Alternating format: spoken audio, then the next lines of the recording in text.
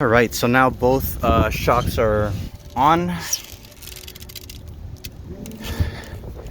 love that. I love that knob. It looks so cool. Anyways, sway bar is back on. Everything is back on.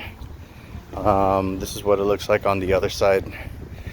Took about an hour and 15 minutes. Trying to figure out the first thing on the other one, on the other side.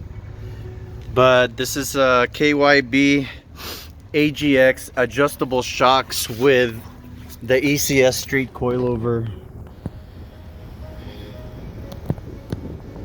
system. Sorry about that, I had a brain fart, but that's what it is. We'll do updates on how it is. This is my Mk4 Gti, and then just one more quick go around this thing. Yeah, about an hour 15 minutes, maybe an hour and 20 minutes, I don't know. Give yourself some time, get it done.